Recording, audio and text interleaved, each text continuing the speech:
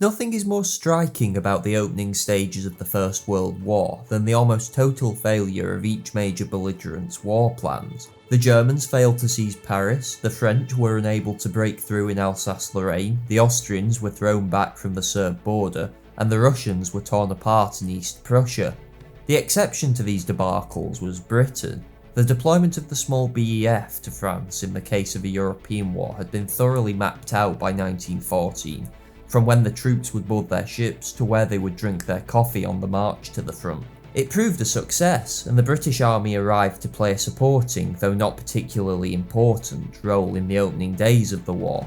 Yet for all the logistical success in getting the BEF to France in 1914, it was a fateful decision that was to lock the British Empire into 4 years of grueling land warfare, effectively on German terms. Alternate proposals for other belligerents all revolve around some change in the direction of the land campaign, necessitated by their role as continental powers.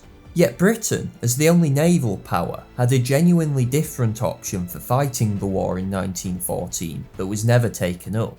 This video then will look at what came to be known as the Baltic Plan, a proposed way for Britain to use its greatest strategic asset, the Royal Navy, to win the First World War. The project originated in the mind of the first Sea Lord, Admiral Sir John Jacky Fisher.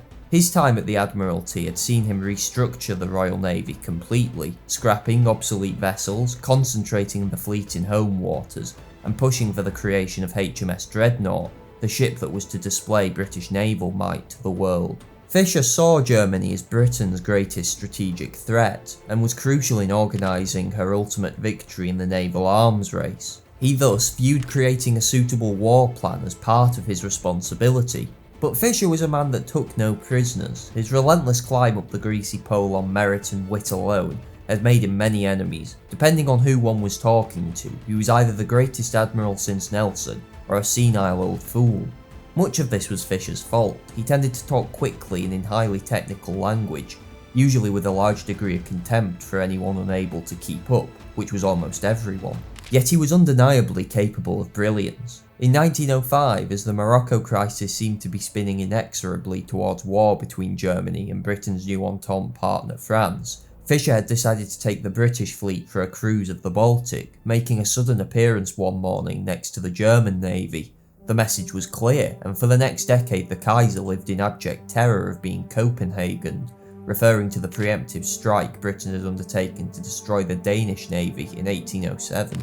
Fisher had retired by the time of the July crisis, and the Royal Navy was never put to such creative use again in diplomacy. Yet his Baltic cruise of 1905 had laid the groundwork for a genuine strategy of dealing with Germany in a European war. Fisher, along with his friend Julian Corbett, drew inspiration from Pitt the Elder in the 7 Years' War. He had avoided getting Britain bogged down in a bloody attritional struggle on the continent, sending only a limited number of soldiers to secure his Prussian allies' flank in Hanover. Instead, Pitt had focused on using British naval supremacy to crush French trade, isolate and seize its colonies, and ultimately break its economy. This, in Fisher and Corbett's opinion, was the British way of war. The basic plans drawn up by Fisher and Corbett since 1898 were as such. The way for Britain to defeat Germany was via economic warfare, that is to say, strangling Berlin into submission through a naval blockade. This would force the German High Seas Fleet to come out and fight, at which time it could be destroyed. For such a blockade to be truly effective, and in a short amount of time, it had to completely quarantine Germany. That meant, in addition to holding the North Sea, also taking the Baltic. If the Baltic remained open to the Germans, they could trade with Sweden, which throughout the course of the First World War effectively kept Berlin's war economy going until its collapse in 1918, providing vast quantities of iron ore among other materials, without which the Reich could not have fought the conflict. Fisher was adamant that if blockade was to work and the German Navy be forced out into the open, the Baltic had to be breached. Yet the question was how to do this. The only way to enter was either the German-owned Kiel Canal or through the Danish Straits. At the start of the war in 1914, under German pressure the Danes mined the Great Belt, the only path into the Baltic for dreadnoughts. As this was international water, the British would have had a legitimate casus belli, but Fisher never had any intention of fighting Denmark. He was far too intelligent for that. He did, however, believe the Germans could do the job for him. Berlin was terrified that the British would seize control of the straits and force their way into the Baltic. The plan was thus that Britain would effectively trick the Germans into preemptively invading Denmark. It was classic Fisher, and certainly wasn't as far-fetched as it sounds. In August 1915, German destroyers entered Danish territorial waters to bombard a stranded British submarine and Danish warships, killing sailors from both nations. Berlin apologised, but it reflected the deep paranoia surrounding Denmark. Fisher intended to sail the Royal Navy's fleet close, but not into the Danish belts. The Germans would respond with an invasion of Jutland in an attempt to secure the entrance to the Baltic. This is where the BEF would now be deployed. Instead of an attritional struggle in France, it would link up with the Danish army to hold the islands of Zealand and Funen. This would allow Britain to keep the two main routes into the Baltic, the Great Belt and the Sound, open. With the Baltic unlocked, the Royal Navy could enter to cut off German trade. Contrary to some accounts, Fisher never remotely considered risking the Grand Fleet, Britain's primary naval force, in the Baltic. He intended to construct a whole new fleet purpose-built for the task. This would include shallow-draft, torpedo-heavy gun monitors and light-draft battle cruisers, fitted obsolete cruisers with torpedo-proof bulges and advanced fire control, along with a host of submarines, destroyers and mine-sweeping sloops. This was a specialised siege fleet being built for a specialised task. It would enter and sever German trade in the Baltic without risking British control of the North Sea provided for by the Grand Fleet. It was a tall order, but Britain had the most dynamic shipbuilding industry in the world at the time. If the German trade with Sweden was cut, the Germans would have lost the war, and lost it quickly. This was the British way of war, in line with the nation's traditional maritime strategy. Instead of trying to build a mass army from scratch that would inevitably have to go through a bloody learning process to reach continental standards, Britain would fight the war on her terms. The problem, however, was that the army had a different conception of the role Britain was to play in a European war. Figures like Henry Wilson believed its purpose ought to be to link up with the French army on the continent. Part of the problem here was the prevalent belief that the war would be a short one, and Britain had to play some token part. But there was also genuine support for the idea that this was the best way for Britain to fight a European war. Fisher never openly shared his whole plan for fear of it being leaked, and outright refused the Committee of Imperial Defence's request to share his ideas with the French. The result was Fisher effectively stopped cooperating with the CID, which was meant to be coordinating strategy with the Navy and Army.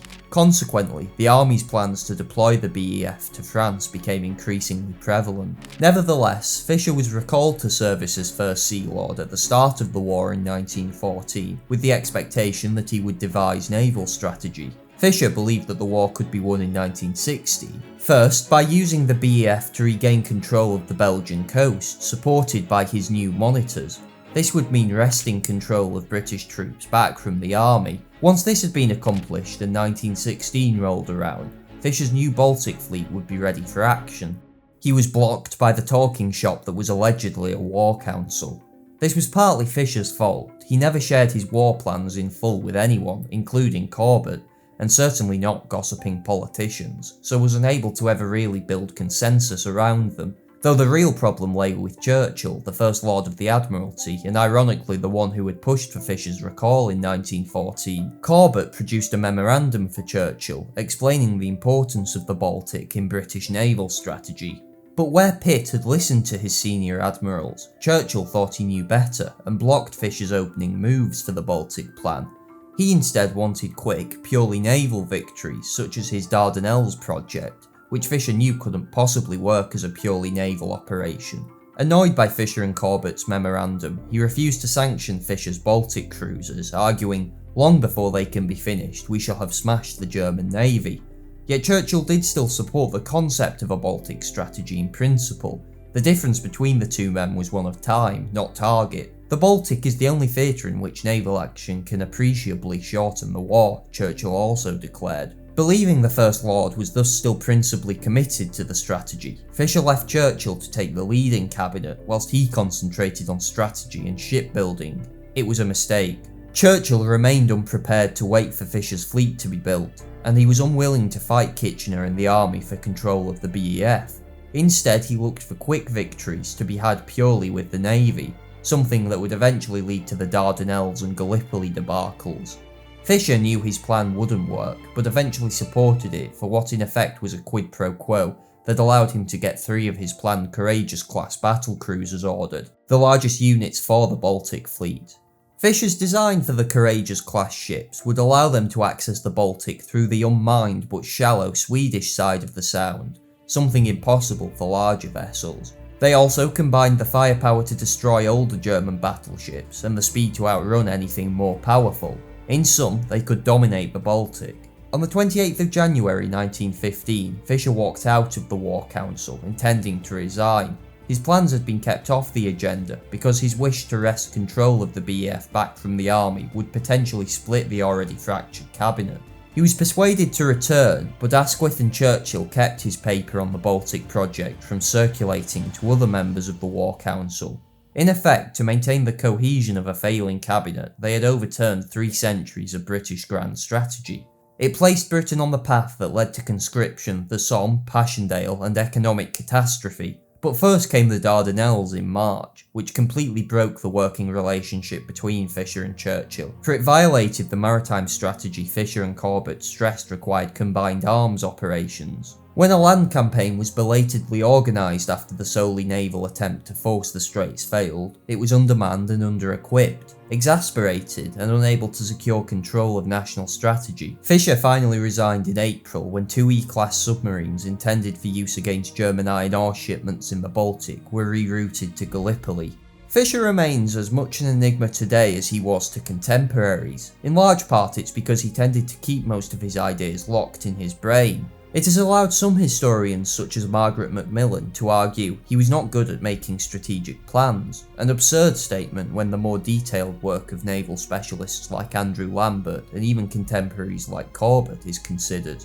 Ultimately, this mix of brilliance and arrogance meant a potentially war-winning plan was never given the consideration it so clearly deserved.